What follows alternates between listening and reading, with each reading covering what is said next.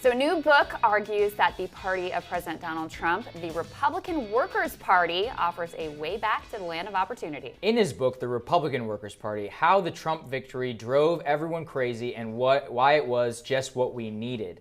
Former Trump speechwriter and key transition advisor Frank Buckley offers an inside view of the commander-in-chief's vision towards making America great again. He's also a foundation professor at the George Mason University Scalia School of Law. Frank, thanks for being here. Thank you for having me. So Frank, let's dive in here. You wrote speeches for Donald Trump when he was a candidate and also when he was president. How did that process work? Everybody knows him as a freeform speaker. We were speaking just about this. Does he stick to the script ever? So thankless. Yeah. Every speech was 100% Trump. Although, as I mentioned, the interesting stuff was what he took out, right? For example, I was much more pro-Russian than he was. Yeah. So, but it was great fun, and I was dealing, a couple of times a day with Jared Kushner, Stephen Miller, people like that.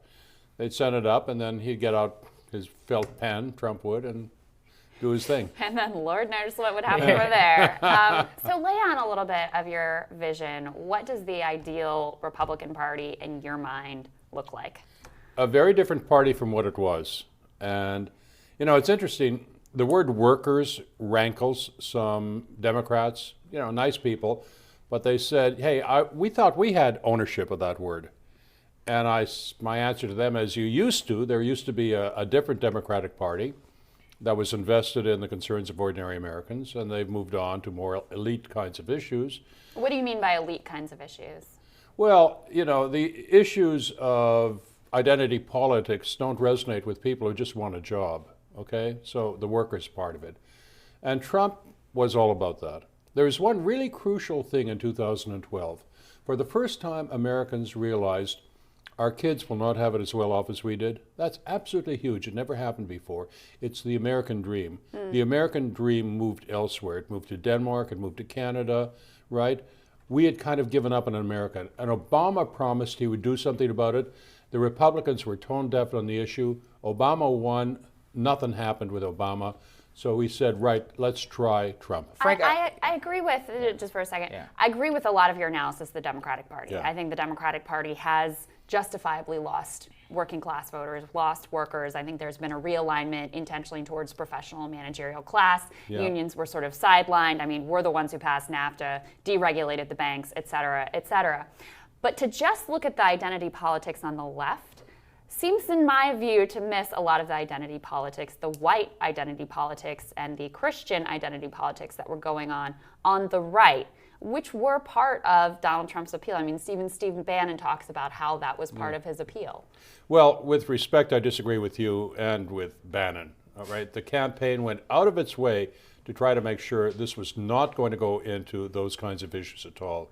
I mean, the big campaign outreach was, yes, evangelicals, but also big push for African Americans and Hispanics. I mean, what do you make, though, of the fact that so many racists did support this president? Well, there are so many kooks who support anything, but that doesn't taint the campaign. Sure. Right? The question is not, do idiots like a guy? The real question is, what's the guy like? So that takes nothing away from him. One thing I want to get to. And our campaign really was very sensitive to that. Sure. But I'm sorry, it's just hard for me to say that you were very sensitive to it. When he launched the campaign on talking about the President Obama, and where he was born, and then in the first speech, Mexicans are rapists and some I presume are good people. Going after Kaiser Khan, going after a judge for his heritage, incident after incident that seems to undercut what you're saying. The Mexican judge, embarrassing, no question. It was out of character in the sense of what the rest of the campaign was all about.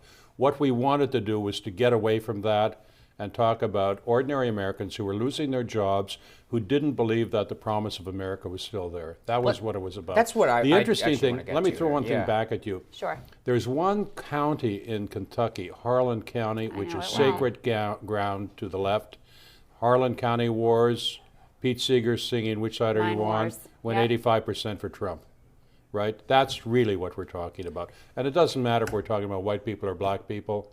Right? It's really about all Americans. So what I want to explore here is you lay out kind of a foundational vision for the new party. Yeah. But the thing is that the GOP voters all seem to want one thing. They want what Trump is selling and what you're talking about here.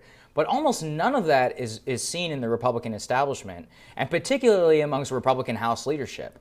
What do you think will actually convince Senator McConnell, Paul Ryan, that this is actually good politics as well as good policy? Well, a series of elections. Here's where we are. We are where the Brits were around 1845.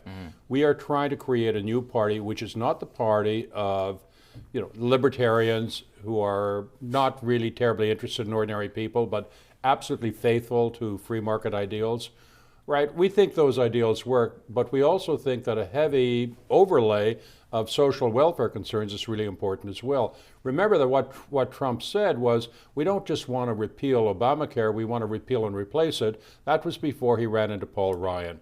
What we have with the separation of powers is something that the Brits never had to worry about in 1845.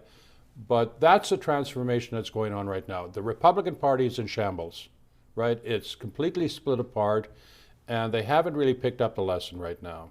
They're starting to, but 2018 will not be the year it happens. What year will it happen then? Is it 2020? It might happen is it 2024? in 2020. I mean, we need a series of elections where roughly the Paul Ryan establishment wing completely disappears. It's beginning to happen.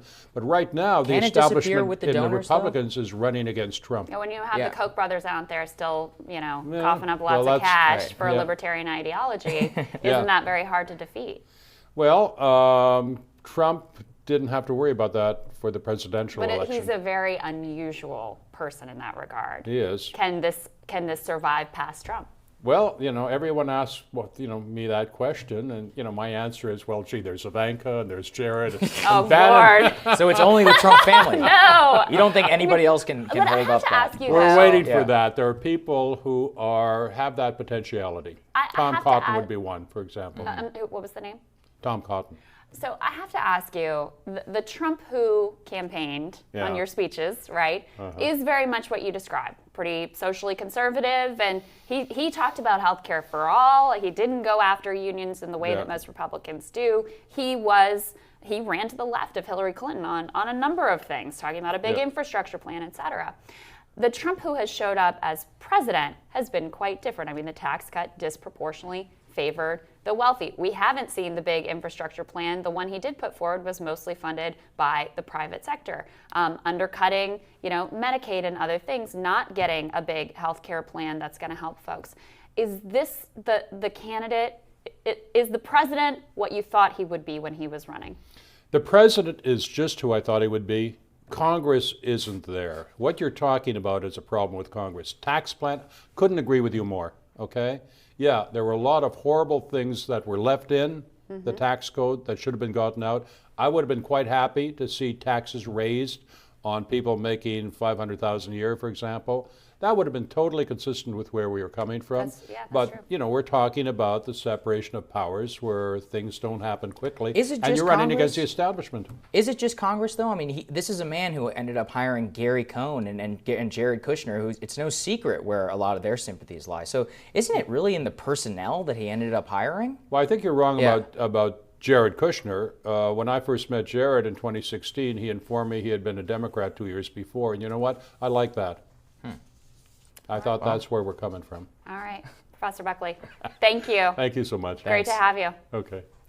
Next on Rising, there will be answers about Judge Kavanaugh's nomination by the weekend. And First Lady Melania Trump is on a goodwill tour in Africa. We're going to talk about all that. And will Paris become a no-car city? Parisians may walk instead of ride once a month. Team Rising is here to talk about all that and more when Rising returns.